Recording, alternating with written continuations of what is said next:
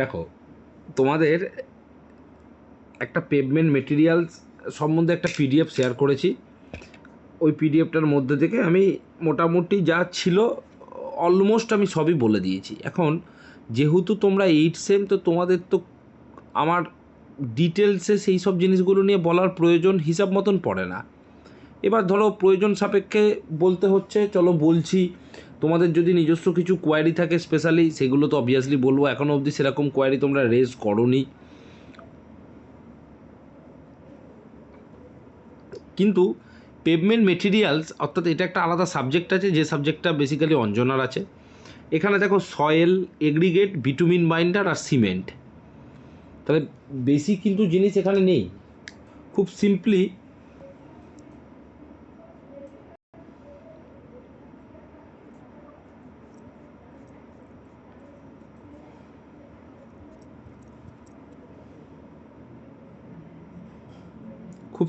এখানে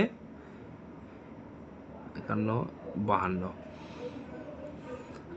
সয়েলের classification, সয়েলের types, soil সম্বন্ধে যে জিনিসগুলো আছে সেগুলো এখানে ছিল। কিন্তু একটু জিনিস দেখো, কেন আমি আগের দিন বারবার করে তোমাদেরকে বলছিলাম। দেখো এখানে introduction, soil stabilisation, physical chemical modification, স্টেবিলাইজেশানের মেথড রয়েছে, বা স্টেবিলাইজেশানের ইনগ্রিডিয়েন্টস কী কী জিনিস দিয়ে সেই স্টেবিলাইজেশান করা হয়, সেটা অ্যাডমিক্সচার রয়েছে, লাইক সিমেন্ট, লাইম অর্থাৎ চুন, calcium chloride, fly ash, bitumen, হাবিজাবি অনেক জিনিসপত্র রয়েছে। এবং এখানে কিছু টেস্ট ছিল। আমি বারবার করে তোমাদের আগের দিন বলেছিলাম, আমি একটা ইউটিউব চ্যানেল ক্রিয়েট করেছি, ওখানে ভিডিওটা আপলোড করেছি। আমি আফটার ক্লাস লিঙ্ক দিয়ে দেবো, ওই ক্লাসের ভিডিওর লিঙ্ক পেয়ে যাবে, এবং আজকের ক্লাসটাও অটোমেটিক ওখানে আপলোড হয়ে যাবে। এবার আর কোনো লেট হবে না। মাঝখানে বেশ কিছুদিন ক্লাস নেওয়ার পরে আপলোড হতে লেট হয়েছিল, তার কারণ আমি এই চ্যানেল ফ্যানেল খোলাখুলি এইসব জিনিসগুলো একটু আমি নিজে সেলফ স্টাডি করছিলাম, এগুলো কি করে করে। কেন এখন আমি যা ক্লাস দেবো, তোমরা যা পড়ে ফেলেছো 3 বছর, তো এবার থেকে চেষ্টা করছি সব ক্লাস লাইভ দেওয়ার। তোমাদের তো হয়েই যাচ্ছে, তোমরা এরপর যে যারা রাস্তায় হাঁটবে, তো তোমাদের অসুবিধা খুব একটা সেই সময় হয়নি। উইদাউট রেকর্ডেড ক্লাস হয়েছিল কিছু কিছু, কিন্তু সেই জিনিসটাকে আরেকটু এখন মডিফাই করা। ছেলেপিলের কোয়ালিটি পড়াশোনার তো খুব বিশাল ভালো কিছু নয়, পরীক্ষার আগে সব হাঁ করে থাকে, তো ক্লাস থাকলে তাদের খুব সুবিধা হবে। তো সেই জায়গা থেকে দাঁড়িয়ে এখানে দেখো তোমাদের কিছু কিছু টাইপস আমি আগের দিন বলেছিলাম, যেগুলো টেস্ট ছিল প্রত্যেকটা খুব নামকরা। California bearing ratio test, plate load test, resilient method, DCPT, এগুলো টেস্টগুলো তোমাদের এই পিডিএফের মধ্যে আছে। এই টেস্টগুলো তোমরা সয়েলের সময় একটু আধটু পড়েছো। আমি বারবার করে বলেছিলাম যে তার মেথড হয়তো তোমাদেরকে এখন লিখতে দেবে না, ঠিক আছে? এখন তোমাদের মেথড লিখতে দেওয়ার মতন সেরকম ব্যাপার নেই, মেথড লিখতে দেওয়ার গল্প হয়ে গেছে। এখন তোমাদের যে রেজাল্টগুলো পড়তে হবে, কি রেজাল্ট আছে সেই জিনিসগুলো মেনলি তোমাদেরকে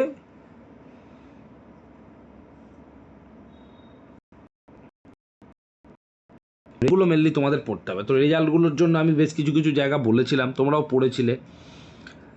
এরপর চলে আসছি এগ্রিগেট। এগ্রিগেটের মধ্যে কী কী জিনিসপত্র ছিল, সেম এগ্রিগেটের টেস্ট ছিল, যেটা তোমরা ওই পিডিএফের মধ্যেই সব পেয়ে যাবে। যেখানে সয়েলের পিডিএফ, স্টোন এগ্রিগেটের টেস্ট ছিল, তোমরা যেগুলো এর আগে পড়েছো, এবং ফাইন মেটেরিয়াল হিসাবে স্যান্ডের টেস্ট ছিল। এখানে যে সেগুলোর সাথে এখানে একটু পড়বে একটা নতুন জিনিস, দেখবে যে আমি সেদিন ওগুলো সম্বন্ধে একটু বলছিলাম, যে গ্র্যানুলার মেটেরিয়ালস। এগ্রিগেট মানেই তো সবসময় খুব সুন্দর অ্যাঙ্গুলার হবে তা তো নয়। গ্র্যানুলার সিম্পলি গোলগাল শেপের যেগুলো হয় সেই রকম এগ্রিগেট হতে পারে কি, অবশ্যই আছে। এবং বিটুমিন বাইন্ডার মেটেরিয়াল নিয়ে আমি একটা সেপারেট ক্লাস নেব। যে বিটুইন বাইন্ডার মেটেরিয়ালের মধ্যে তোমরা পড়বে হচ্ছে এইখানে বিটুইন বাইন্ডার মেটেরিয়ালে কিন্তু অনলি আছে প্রপার্টিজ, যেটা কাজে লাগবে হচ্ছে অঞ্জনার।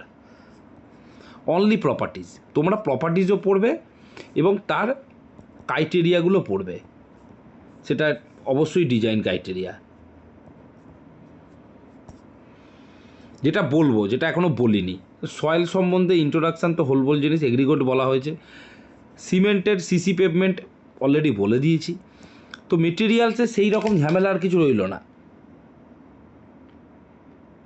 আমার ওই দেওয়া দুটো চ্যাপ্টারের পিডিএফ, আমি কিন্তু যে পিডিএফটা দিয়েছি অলমোস্ট ওটা একদম ফুল পিডিএফ। ওর মধ্যে কিছু কিছু জিনিস বাদ আছে, সেসব জিনিসগুলোকে আমি ইচ্ছা করেই বাদ রেখেছি, কারণ সব দিলেই তো হলো না, সব তো তোমরা পড়তেও পারবে না। তোমরা যে বিশাল পড়াশোনা করো তা তো নয়।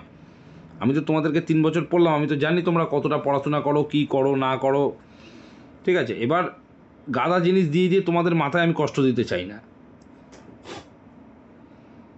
তোমাদের যতটুকু দরকার এখন 8 সেম, এখন পড়াশোনার ন্যাকটা আরও কম থাকবে, জানা কথা।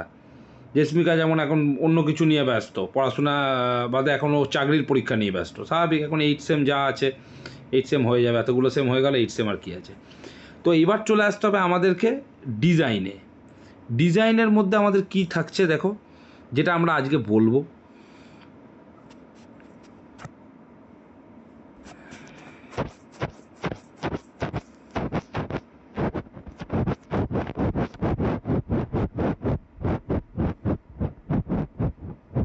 দেখা গেল রে ডিজাইনটা।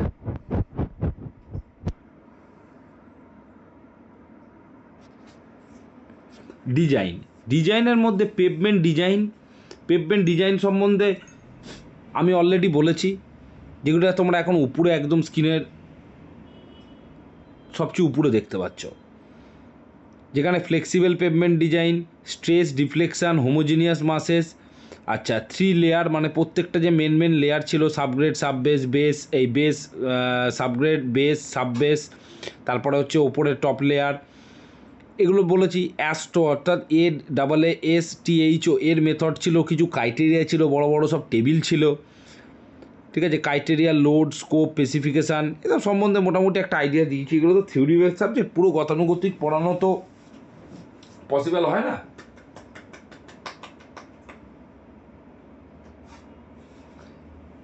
এখন যেটা তোমাদের 2 নম্বর মডিউলে দেখতে পাচ্ছ, একটু ভালো করে দেখো, বড় বড় করে লেখা আছে পেভমেন্ট কনস্ট্রাকশন অ্যান্ড ম্যানেজমেন্ট। এবার ম্যানেজমেন্ট বলতে জিনিসটাকে কি বলে আমার অতটা ভালো আইডিয়া নেই। আমরা শুনেছি পেভমেন্ট কনস্ট্রাকশান এবং পেভমেন্ট মেনটেনেন্স, এই জিনিসটা শুনেছি, বইতেও পড়েছি। এবার এখানে ম্যানেজমেন্ট বলতে যে জিনিসটা বলতে চাইছে, আমার যেটা মনে হয় সেটা হচ্ছে মেটেরিয়াল ম্যানেজমেন্ট। সেইটা মেনলি হচ্ছে মেটেরিয়াল ম্যানেজমেন্ট। এখন আমাকে একটুখানি 2-4 দিন একটু ঘাটাছাড়া করে দেখতে হবে ওই বইগুলোর মধ্যে আর কোথায় এরকম ম্যানেজমেন্ট বলে শব্দ আছে। তোমরা যদি তোমাদের কোনো কলেজ কর্তৃপক্ষ থেকে বইটই নাও, দেখবে এরা ম্যানেজমেন্ট বলে বেসিক্যালি কোনো শব্দ আছে বলে আমার দেখা নেই। কেউ পেলে আমাকে জানিও।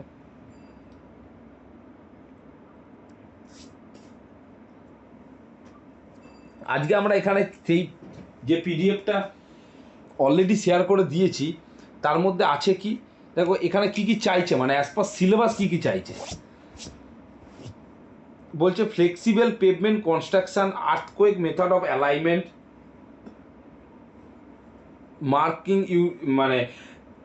Marking using chainage, compaction of the embankment, construction method of the field control check.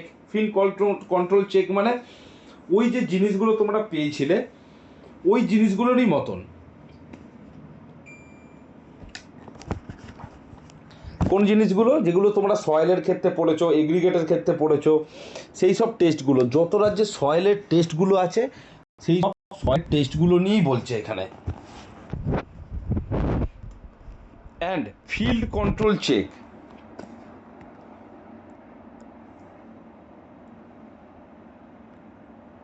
various types of the pavement material in submesh, binder, surface course layer, construction procedure of the low volume rigid pavement।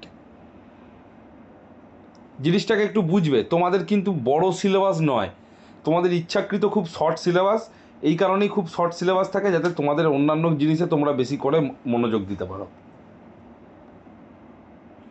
Construction procedure of the, একটা নতুন জিনিস, rigid pavement, লো volume rigid pavement. লো volume rigid pavement মানে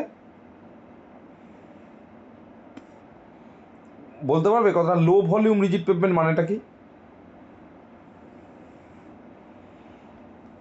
আবারও বলি, এইখানে যে সব তোমরা কনস্ট্রাকশানের প্রসিডিওরগুলো দেখতে পাচ্ছ, তার মধ্যে এই দেখো construction method and field control check, এগুলো হচ্ছে সেই সব সয়েলের চেকগুলো, সয়েলের টেস্টগুলো যেগুলো এখানে অলরেডি আছে।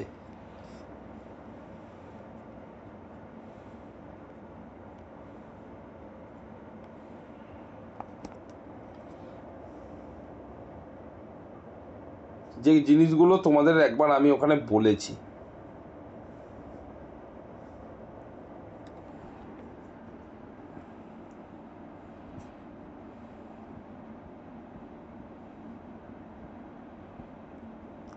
নতুন বলতে গেলে এই ইয়োলো মার্কিং করা জিনিসটা, অর্থাৎ যেটা হচ্ছে construction procedure of the low volume rigid pavement. Low volume rigid pavement মানে হচ্ছে সাবগ্রেড তৈরি করা হলো, বেস তৈরি করা হলো, বেস তৈরি করার পরে যে ওপরের টপ লেয়ারটা হবে সেটা হবে সিমেন্ট কংক্রিট দিয়ে। এবার এই সিমেন্ট কংক্রিট দিয়ে তৈরি করা লেয়ারটার মধ্যে যদি রিনফোর্সমেন্ট দেওয়া হয়, রিনফোর্সমেন্ট আমি কিছুদিন আগে, অর্থাৎ এক সপ্তাহ হয়নি, আমি একটা রোডের বিল করলাম। সেই বিলের যখন আমাকে ড্রয়িং দিয়েছে, ড্রয়িংয়ে দেখাচ্ছে there is no any reinforcement. But আমি যখন সাইট ভিজিট করলাম, সাইট ভিজিট করতে গিয়ে আমি দেখছি 500 mm সেন্টার টু সেন্টারে রিনফোর্সমেন্ট দেওয়া আছে। আমি বললাম তাহলে এটা তো আমি ক্লেম করবো। বলছে হ্যাঁ করুন, কোনো অসুবিধা নেই। তো এই রিনফোর্সমেন্ট দেওয়া সিমেন্ট কংক্রিটটাকে একটা হিসাব করে ধরা হয়, মানে তাকে আরসিসি হিসাবে ধরা হয়, এবং উইদাউট রিনফোর্সমেন্টটাকে পিসিসি হিসাবে ধরা হয়। তো সেই থিকনেসটা সর্বদা 75 থেকে 100 mm মধ্যে হয়। এখন আমাদের দেখতে হবে যে লো ভলিউম রিজিড পেভমেন্টের মধ্যে অ্যাকচুয়ালি অ্যাজ পার কোড বা অ্যাজ পার স্ট্যান্ডার্ড প্র্যাকটিস ঠিক কতটা ভলিউম, অর্থাৎ ভলিউম দেখো যখনই লো ভলিউম হবে যখন থিকনেসটা তোমার কম হবে। একটা রোড 1 কিলোমিটারকে যখন তুমি ঢালাই করবে, তুমি কাস্টিং করবে, তখন তোমাকে সেই 1 কিলোমিটারকেই কিন্তু কাস্টিং করতে হবে, কংক্রিট পোরিং করতে হবে। এমন নয় যে তুমি 800 এই 800 মিটার তুমি ঢালাই করলে, বাকি 200 মিটার করলে না, তাহলে তোমার পারপাস সলভ হবে না। তোমার ওই থিকনেসটার উপরে ভ্যারি করে। আমরা আজকে সেই কনস্ট্রাকশানের প্রসেস বা কনস্ট্রাকশানের কী বলবো, ক্লাসিফিকেশান কত রকমের হয়, ক্লাসিফিকেশান না ঠিক টাইপস, এই দিক থেকে আমরা আজকে সেই জায়গাটা পড়ব।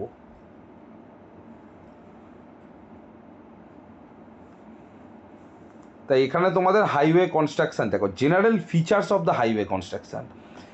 এখানে কিন্তু পুরো দমে একটু নিজেদেরকে পড়তে হবে, কারণ এত বড় ধরো 19 পাতা পিডিএফ, আমি তো তোমাকে রিড আউট করে পুরো পড়াতে পারবো না। আমি তোমাকে মেন জায়গাগুলোকে পড়াবো, এর মধ্যে কিছু এমব্যাঙ্কমেন্টের টপিক চলে আসবে। তো কি কি জিনিস থাকবে সেই জিনিসগুলোকে একবার একটু দেখে নিলে হয়। এমব্যাঙ্কমেন্ট সম্বন্ধে তোমাদের আছে সিলেবাসে কিছু কিছু জিনিস আছে। তোমরা কি কেউ অর্গানাইজারের বন্দোবস্ত করতে পারছো?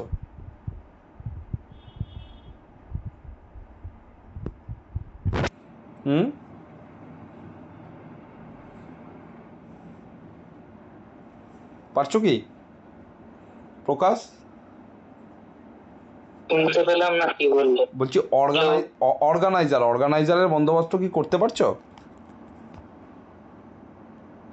অর্গানাইজার পাইনি আমি, আর কোথাও সেরকম ভাবে খুঁজে পাচ্ছি না। কিছু প্রিভিয়াস কোশ্চেন কিছু পেয়েছি, মানে সব সাবজেক্ট না, আমাদের একটা সাবজেক্ট বাদে বাকি 3টে সাবজেক্টে প্রিভিয়াস পেয়েছি, বাকি আর কিছু পাচ্ছি না।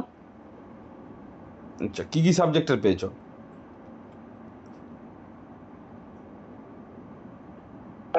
যেটা বলতে মানে এইটা পেমেন্টটা পেয়েছি, আর আমাদের মনে হচ্ছে আর হিউম্যান রিসোর্সটা আই থিঙ্ক পাইনি, বাকি 3টে সাবজেক্ট যেটা ছিল সেই 3টে হয়তো পেয়ে গেছি।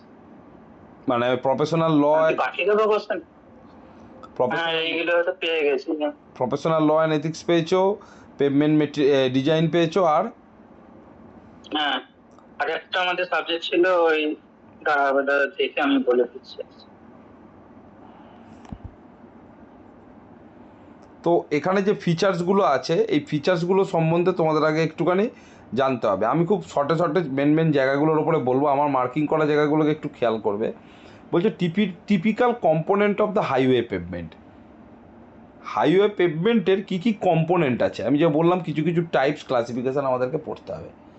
তো এই টাইপস এবং ক্লাসিফিকেশানের মধ্যে দেখো, component of the highway on embankment. এমব্র্যাকমেন্টের ওপরে যখন হাইওয়ে তৈরি হবে তার কী কী কম্পোনেন্ট,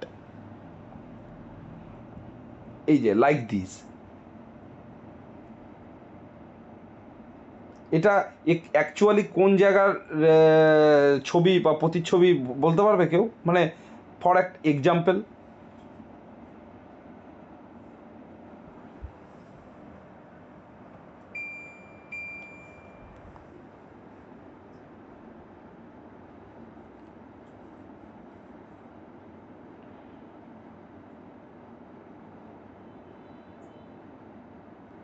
বলতে পারবে? আর দাদা এটা তো বড় হাইওয়ের মতো যেরকম হয় একদমই সেরকম তাই, কি? একটা বড় হাইওয়ে, যেটাকে আমি শর্টে এক কথাতে যদি বলতে চাই, সেগুলো হচ্ছে NH, national highway, SH, state highway. আমাদের আইআরসি অর্থাৎ ইন্ডিয়ান রোড কংগ্রেস যে নিয়মগুলোকে বলেছে, সেই নিয়মগুলো যদি তুমি দেখো, সেখানে দেখতে পাবে যত রকম ক্রাইটেরিয়া বা যত রকম চিন্তাভাবনা নেওয়া হয়েছে সুন্দরভাবে পেভমেন্ট বানানোতে, সেগুলো হচ্ছে এই ন্যাশনাল হাইওয়ে এবং স্টেট হাইওয়ের ক্ষেত্রে। সেখানে যে লো ল্যান্ডগুলো থাকে, সেই লো ল্যান্ডের ওপর থেকে যখন পেভমেন্ট মানে হাইওয়েকে পাস করানো হয় অ্যাজ পার অ্যালাইনমেন্ট বা অ্যাজ পার প্রথম রিজনাল সার্ভে মাধ্যমে, সেখানে আমরা কিছু ফিলিং অ্যান্ড কাটিং করার চিন্তা করি। মানে একটা রোড যদি 1 কিলোমিটার 1000 কিলোমিটার যায়, তো আমি প্রথমে ওই এরিয়া প্রথম রেকি সার্ভে করা হয়। সার্ভে করার পর কোথায় আমার কাটিং, কোথায় আমার ফিলিং হয়, সেই জায়গাগুলো ডিসাইডেড করা হয় এবং অ্যাভয়েড করার চেষ্টা করা হয় অতিরিক্ত কাটিং এবং অ্যাভয়েড করার চেষ্টা করা হয় অতিরিক্ত ফিলিং। সেইটাকে দেখানো হয় হচ্ছে ম্যাচ প্রপার্টিজ বলে একটা জিনিস হয়, প্রপার্টিজ অফ ম্যাচ বা ম্যাচ প্রপার্টিজ বলে for alignment of the road. মানে কি, মানে যদি আমি কোথাও 1000 কিউবিক মিটার মাটি কাটি সব মিলিয়ে, তো আমাকে দেখতে হবে আমার যাতে তার 10%-এর মধ্যে সেটা ফিলিং হয়ে যায়। কারণ আমার যদি অতিরিক্ত সয়েল হয়ে যায়, অতিরিক্ত সয়েলকে ক্যারিং কস্ট বেশি হয়। আবার অতিরিক্ত সয়েল যদি আমার লাগে, তাহলে সেই অতিরিক্ত সয়েলকেও আমার কিনে নিয়ে মানে purchase cost plus carrying cost বেশি হয়। তাই জন্য সর্বদা একটা মেনটেন করা হয়, যতটা কাটিং ততটাই ফিলিং যদি হয় তো খুব বেটার হয়। তো আমরা বেসিক্যালি এই রকম টাইপের এমব্র্যাকমেন্ট তৈরি করে থাকি, যে এমব্র্যাকমেন্টটা এখন তোমরা স্ক্রিনে দেখতে পাচ্ছ, যেটার বেসিক্যালি এই স্লোপ 1:2 হয় এবং এইটা হচ্ছে অরিজিনাল গ্রাউন্ড লেভেল, তার উপরে এইভাবে তৈরি করা হয়। এটা আমি তোমাদেরকে একটা পড়িয়েছিলাম সম্ভবত, আমার যা মনে হচ্ছে রেলওয়ে ইঞ্জিনিয়ারিংয়ের ক্ষেত্রে পিওয়ে, পার্মানেন্ট ওয়ে। সেখানে এইভাবে রেল লাইন যখন নিয়ে যাওয়া হয়, রেলের এমব্র্যাকমেন্ট তৈরি করা হয়।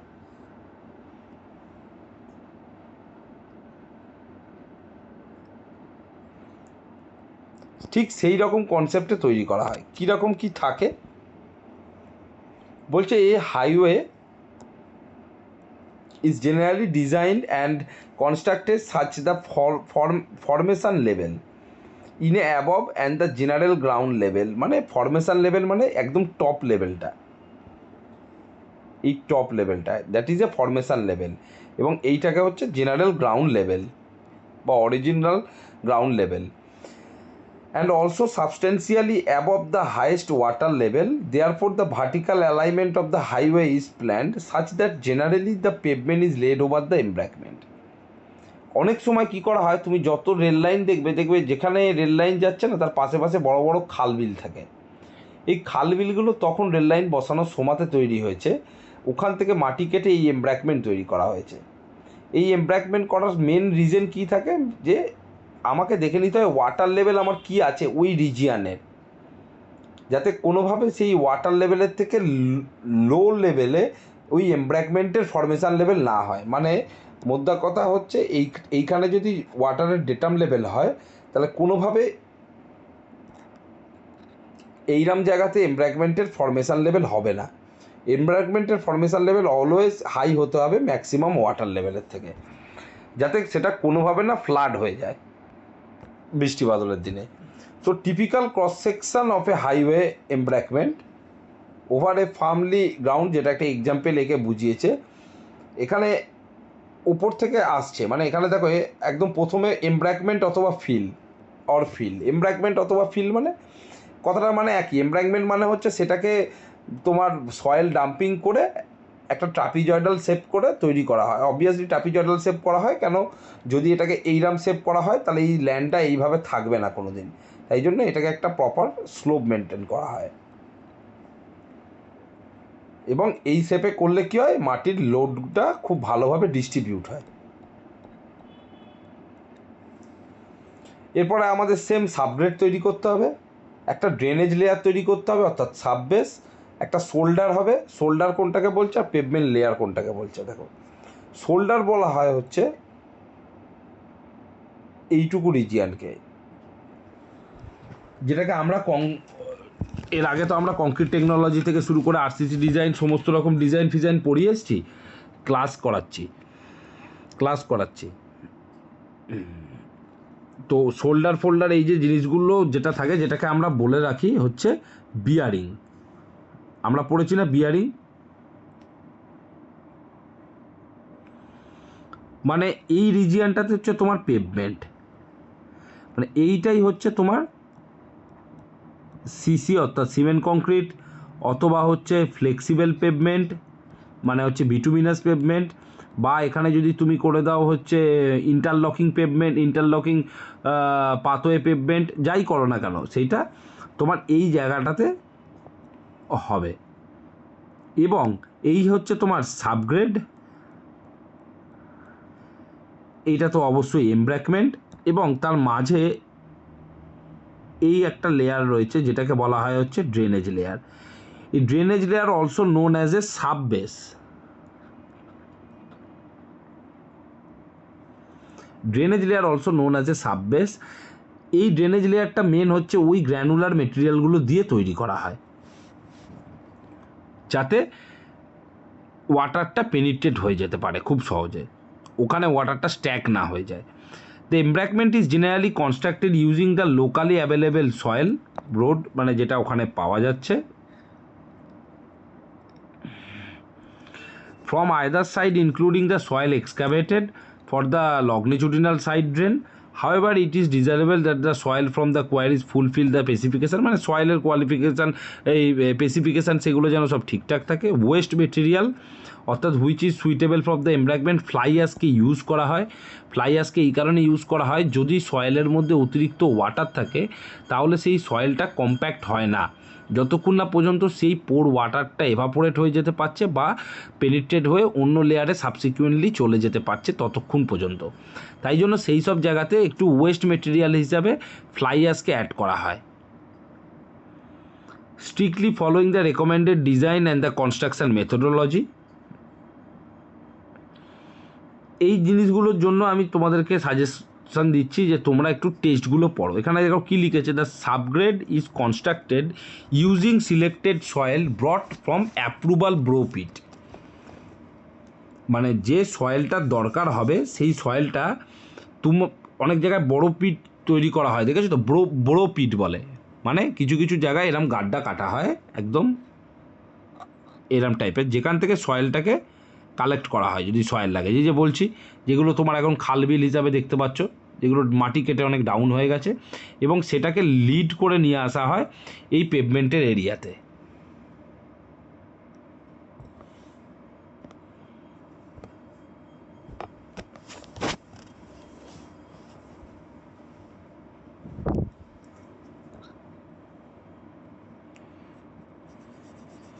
বলছে the subgrade is constructed using the selected soil from the approval borrow pit which fulfil the specification of the severe value and other requirement. অন্যান্য টেস্টগুলোকে সেইখানকার সয়েলকে ম্যাচ করতে হবে।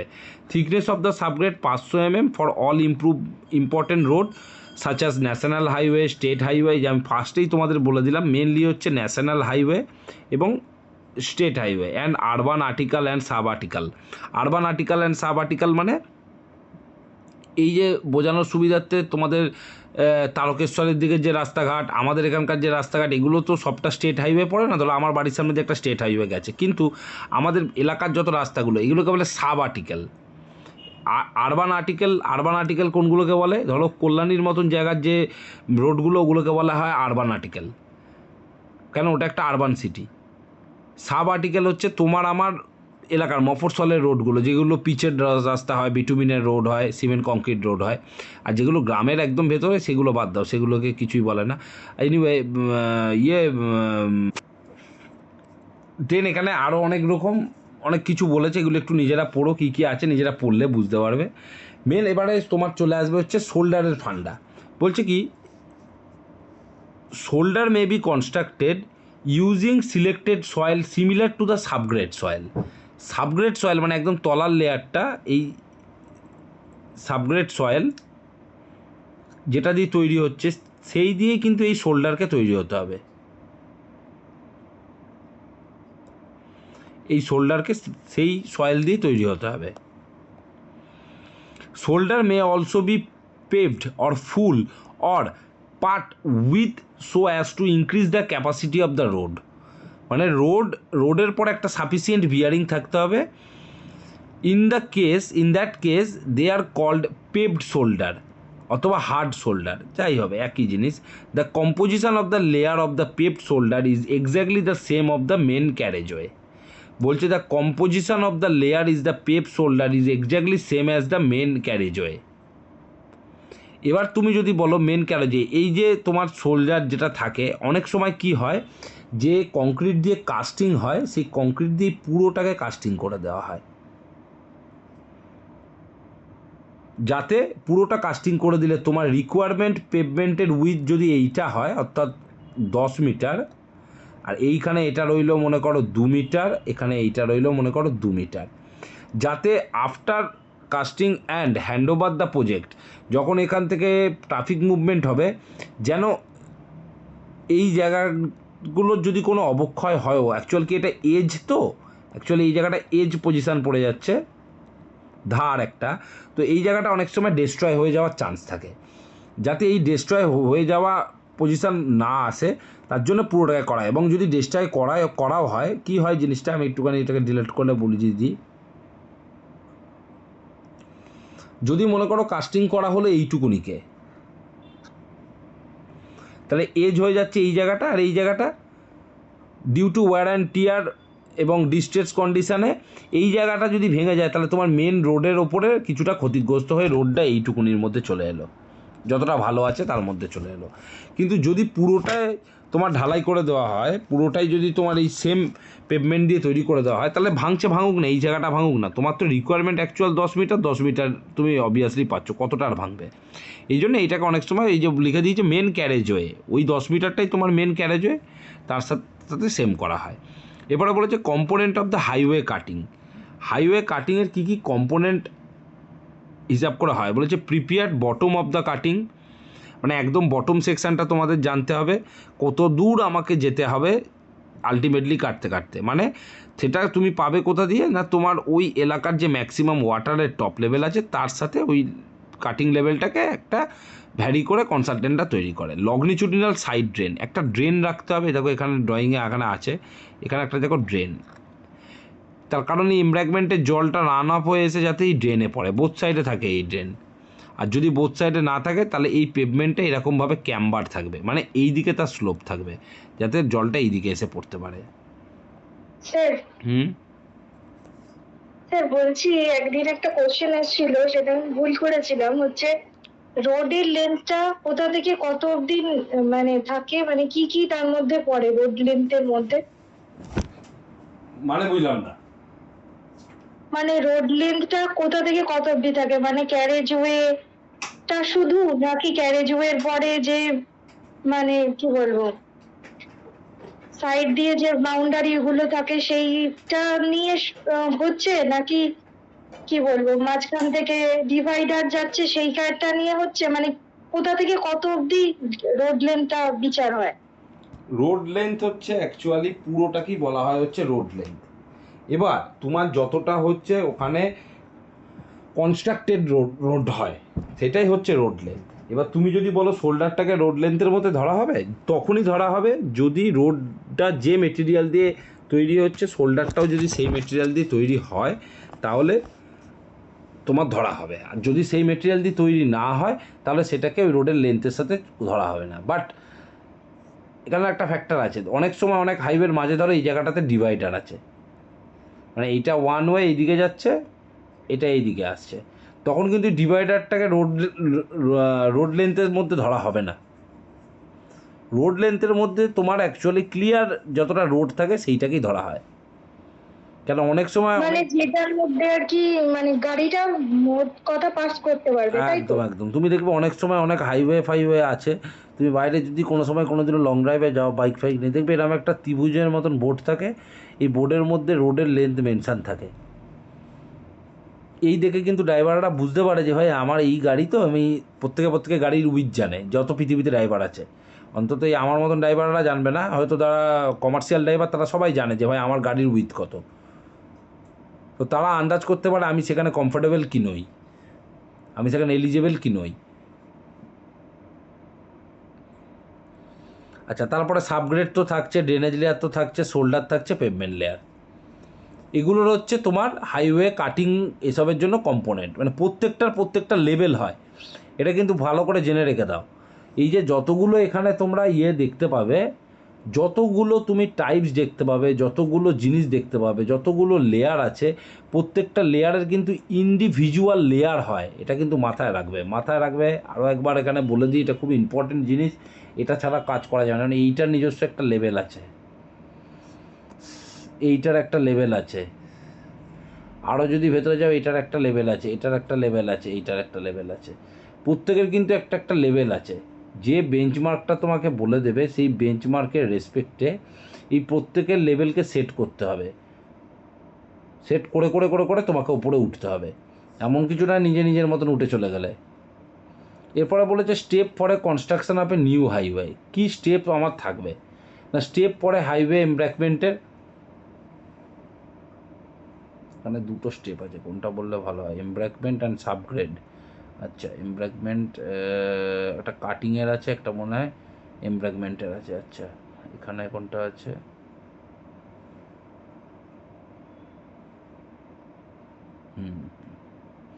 দেখো এখানে যেটা প্রথমে যেটা দেখতে পাচ্ছ এটা হচ্ছে এমব্যাঙ্কমেন্টের মানে আমি সয়েল ডাম্পিং করে যে রিজিয়নটাকে তৈরি করছি এবং সেই রিজিয়নটার জন্য, মানে আমি সেই টাইপটার জন্য বলছি যেখানে আমি সয়েল ডাম্পিং করে তৈরি করছি, যেমনটা স্ক্রিনে দেখা যাচ্ছে। কাটিং অনেক সময় হয় এরকম টাইপের রোড যেখানে যাবে, ধরো এরকম তো আমি ছবিতে আঁকলাম, ওটা এখান থেকে এসে আমার ডাউন হলো, এই গেল, এই উঠে চলে গেল, এরকম টাইপের ক্ষেত্রে, ওটা কাটিংয়ের ক্ষেত্রে বলছি, কাটিংয়েরটা বলছি না, আমি এমব্যাঙ্কমেন্টের ক্ষেত্রে বলছি।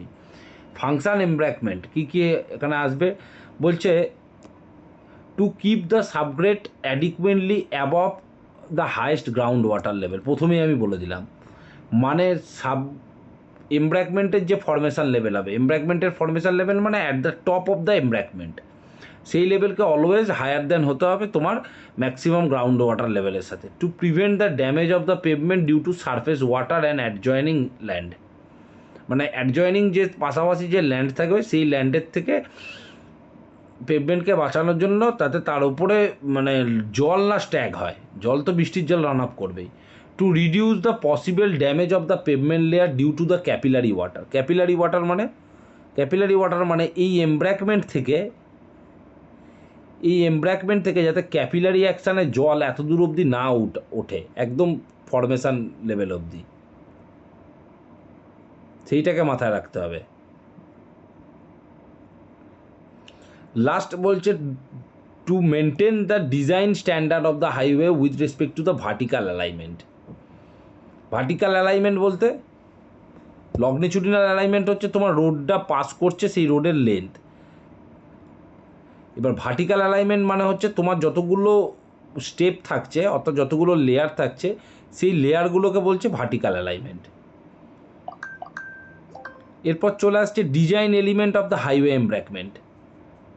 হাইওয়ের যে ডিজাইন, তোমাদের কিন্তু পরীক্ষাতে তোমরা দেখবে কোশ্চেন, এই যে কোশ্চেন দেখেছো প্রকাশ, তুমি কি কোথাও দেখেছো যে ওখানে কোনো ডিজাইনের মানে ম্যাথামেটিক্সের কোনো ডিজাইন আছে?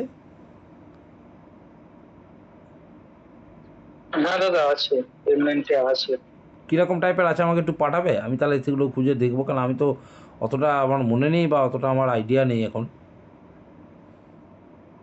আরে তো আমি ক্লাস শেষে প্রিভিয়াস ইয়ার কোশ্চেনগুলো গ্রুপে পাঠিয়ে দিচ্ছি। হ্যাঁ পাঠিয়ে দাও, তো আমি একটু ম্যাথামেটিক্সের টাইপগুলো দেখবো।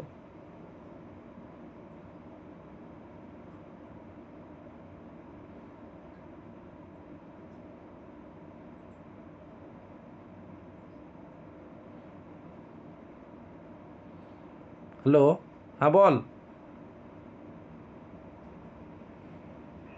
না না, ফোনে বন্ধ আছে এখন।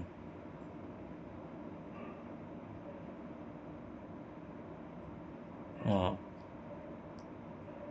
তুই চালা, আমি দেখে নেবো। আমাকে তো বললো ভিডিও পাঠাবে, মানে ক্লাস যেটা হয়েছে না, ক্লাসটা আমাকে পাঠাবে। আমায় বললো স্যার আপনি আপনার টাইম মতন, আপনার তো নিজের ব্যস্ত শিডিউল, আপনি তো সময় পান না, আপনি বলো হাইট শুনে, এই যে হাইট, এনভায়রনমেন্টের ডেপথটা ডেপথটা, রাইট, গুড, থ্যাংক ইউ। এইটাকে বলছে হাইট, কিন্তু ওরা এটাকে বলছে বেসিক্যালি হাইট।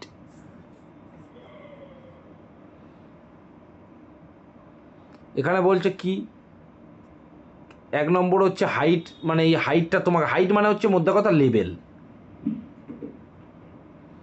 দেন বলছে ফিল মেটেরিয়াল, মানে কি মেটেরিয়াল দিয়ে ফিল করছো, কত গ্রেন সাইজের গ্র্যানুলার মেটেরিয়াল দিয়ে ফিল করছো ওই ড্রেনেজ লেয়ারটা। আচ্ছা, সেটেলমেন্ট, সেটেলমেন্ট মানে তোমার যে সাবগ্রেডের তলায় যে এমব্র্যাকমেন্টটা আছে, এমব্র্যাকমেন্ট কী দিয়ে তৈরি হচ্ছে না, গুড আর্থ, ভালো আর্থ, খুব গুড আর্থ, ঠিক আছে। সেই গুড আর্থটার স্পেসিফিকেশান, যে অ্যাজ পার আমি একটু আগেই বললাম যে সয়েল টেস্টের করে তার স্পেসিফিকেশান। আচ্ছা, stability of the foundation, foundation মানে সেইগুলোই তো ফাউন্ডেশান, এবং অনেক সময় এমব্র্যাকমেন্টের নিচে অনেক রকম ফাউন্ডেশান তৈরি করা হয়, এখানে একটা আছে, এ দেখো, এরকম ফাউন্ডেশান ক্রিয়েট করা হয় যেখানে সয়েলের ক্যাপাসিটি কম থাকে, যেগুলো ড্রেন হিসাবে কাজ করে। আসছি, এখানটা আসছি, একটু বলে দেবো।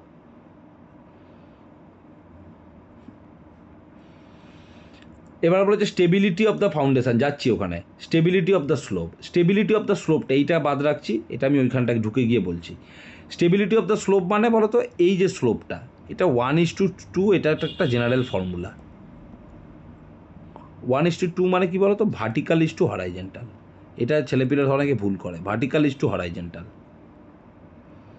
এগুলোকে খেয়াল করে। আচ্ছা, এখানে যেগুলো আছে এগুলো একটু নিজেরা পড়ে নেবে, একবার গল্প পড়ার মতন এই জায়গাটা পড়ে নেবে।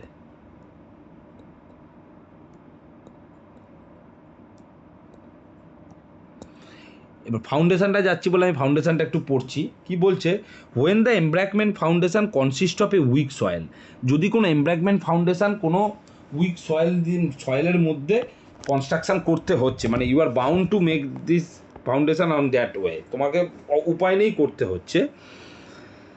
So soil just beneath of the certain depth, একটা সার্টেন ডেপথের তলায়, ইন দ্য বিনিথ মানে হচ্ছে তলায়, হ্যাঁ, সার্টেন ডেপথের তলায়, in the form of the weak stratum, মানে একটা সার্টেন ডেপথের তলায় গিয়ে তুমি দেখতে পাচ্ছ সেখানে উইক স্ট্যাটা রয়েছে। It is essential to consider the stability of the foundation against shear failure. Obviously সেখানে উইক আছে মানে তোমার ওখানে ফেলিওর হয়ে যাওয়ার চান্স থাকবে, সেটা সিয়ার ফেলিওর হোক বা আদার্স ওয়াই ফেলিওর হোক। This is all the more essential to case of the highway embankment. মানেটা কি বুঝলে বলো তো?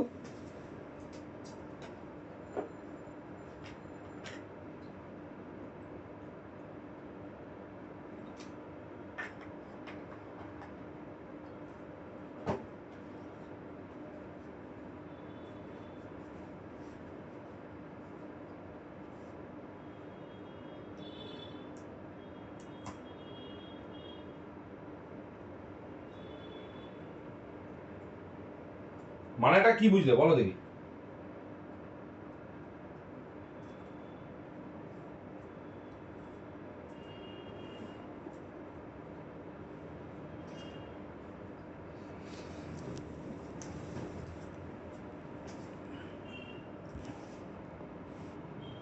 দেখো এখানে এইটা আছে হাই এমব্র্যাকমেন্ট অন উইক ফাউন্ডেশনের, উইক ফাউন্ডেশনের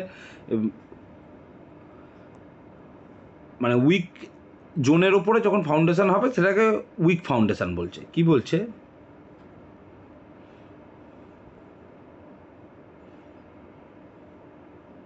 দেখো বলছে ভার্টিক্যাল অ্যান্ড ড্রেন, এই জায়গাটা পড়লে বুঝতে পারবে। বলছে to accelerate the rate of the consolidation of the saturated foundation clay, vertical sand drain are constructed in some case. These are vertical column and sand installed in the compressible foundation. Likely marshy soil to decrease the drainage path of those, accelerate the rate of the consolidation. The vertical sand column may be 0.3 to 0.6 meter diameter and may be installed 2.5 and 6 meter spacing. Arranged in a hexagonal pattern, a horizontal and blanket of about 0.5 meter thickness top of the vertical extended across the entire bottom width of the embankment. This helps to water flow out with the ease. মোদ্দা কথা হচ্ছে, তোমাকে যে জিনিসটা বোঝানো যাবে, তুমি যে এমব্র্যাকমেন্টটা তৈরি করলে, তোমার এইটা যদি অরিজিনাল গ্রাউন্ড লেভেল হয়, এইটা হচ্ছে কম্প্রেসিবল ক্লে। এবার কম্প্রেসিবল ক্লে মানে কি, এই জায়গাতে ধরো তোমার ভালো মতো সেটেল করবে না, যেখানে কম্প্রেসিবল আকারে থাকবে, মানে যেটা কম্প্রেসেবল হবে, যেটা সম্পূর্ণ কনসলিডেটেড হয়ে যায়নি, একবারে কম্প্যাক্টেড নয়, সেই লেয়ারে কিছু এই রকম ড্রেন করে দেওয়া থাকবে। এই ড্রেনটার ফাংশানটা কীরকম দেখতে হয় সেটা আমি বলে দিই। ফাংশানটা দেখতে হয় হচ্ছে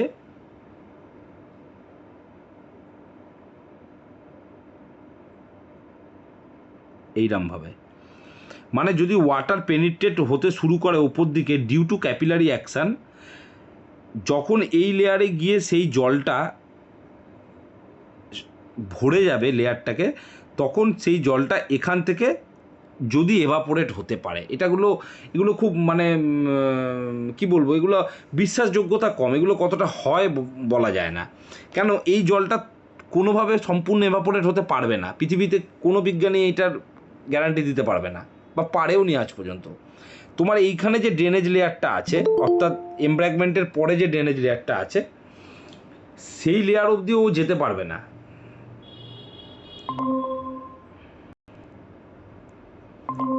সবিক, রেকর্ডেড ভিডিও শুনো, রেকর্ডেড ভিডিও। তুমি অনেক লেট করে ফেলেছো ভাই, আমরা প্রায় শেষের দিকে আছি।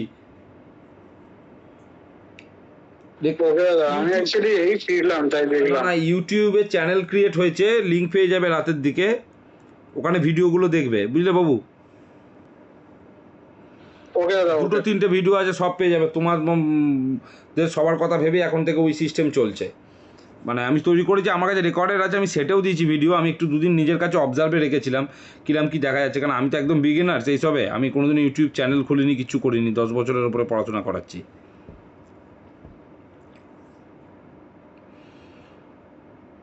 তো এইটা একটা মোটামুটি থিওরি, এর কোনো জাস্টিফিকেশান আছে বলে আমার কাছে গ্যারান্টি নেই।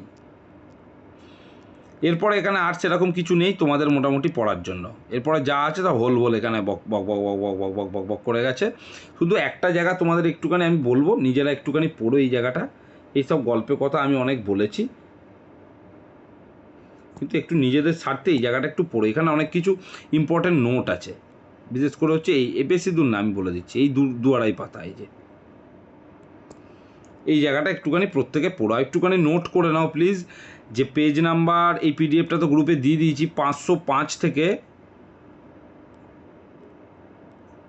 এই অবধি, এটা হচ্ছে 507 মনে হয়, 507।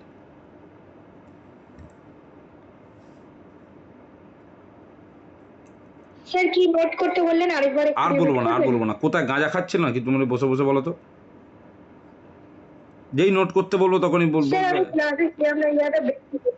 কোথায় গেছিলে? নেটটা কেটে গেছিল, নেটটা আপ ডাউন করছে তো তাই জন্য। ও, 505 থেকে, 505 থেকে এই জায়গাটার মধ্যে 505 পাতার এই যে আমি এখানটা করে দিয়েছি, মানে এখানে কি রয়েছে বলো তো? এখানে রয়েছে হচ্ছে কনস্ট্রাকশন অফ দ্য সাবগ্রেড। এই কনস্ট্রাকশন অফ দ্য সাবগ্রেডটাই হচ্ছে মেন জিনিস, যার ওপরে পুরো লোডটা থাকে। এর কটা মানে জিনিস, খুব কমন জিনিসপত্র, এগুলো আমি মুখে অনেকবার বলেছি। লিকুইড লিমিট তোমাকে লেস দ্যান হতে হবে 50%, plasticity index to be less than 25, maximum laboratory dry density, আমি যে বলেছিলাম 4টে টেস্ট হয়, একটা ম্যাক্সিমাম ময়েশ্চার কন্টেন্ট টেস্ট, একটা dry density test, liquid limit, plastic limit, shrinkage limit. Shrinkage লিমিটটা অতটা হয় না, এই 4-5টা টেস্ট হয়। সেখানে ম্যাক্সিমাম ডাই ডেন্সিটি অর্থাৎ এমডিডি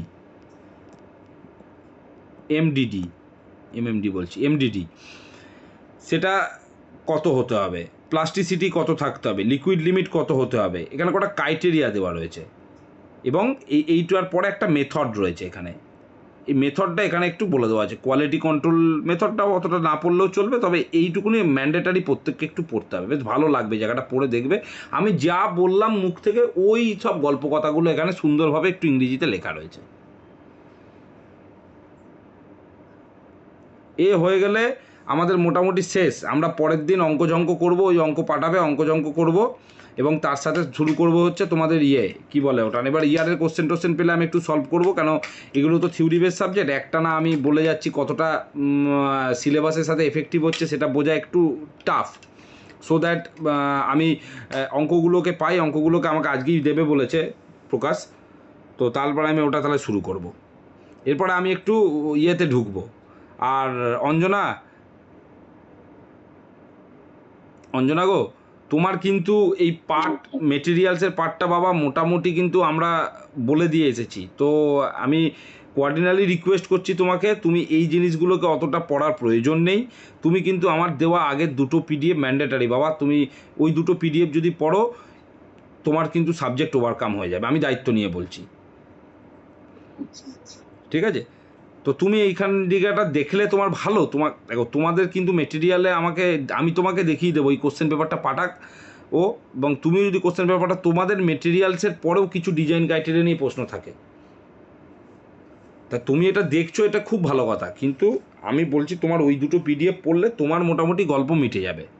এবং পরের দিন আমরা দেখছি, পরের রবিবার যদি অঙ্কগুলোকে আমি সাজিয়ে গুছিয়ে নিতে পারি, অঙ্কটা করাবো। আর তা না হলে 2-3টে অঙ্ক আছে করাবো। আর তা না হলে আমি এটা বলবো, তোমাদের ওই যে বলো না HR ম্যানেজমেন্টের একটা সাবজেক্ট আছে না, ওইটা সম্বন্ধে কিছু জিনিস বলবো। হ্যাঁ, একটু বড় থেকে নাম তো, আমাদের সময় তো নাম ছিল HR হিউম্যান রিসোর্স ডেভেলপমেন্ট। আমাদের 8 সেমে ছিল এই হিউম্যান রিসোর্স ডেভেলপমেন্ট, একদম মেন সাবজেক্ট ছিল, মানে ইলেকটিভ নয় যে সবাইকেই পড়তে হবে,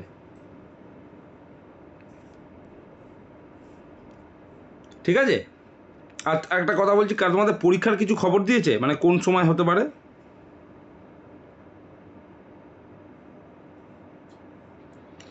জুনের লাস্টের দিকে। আচ্ছা,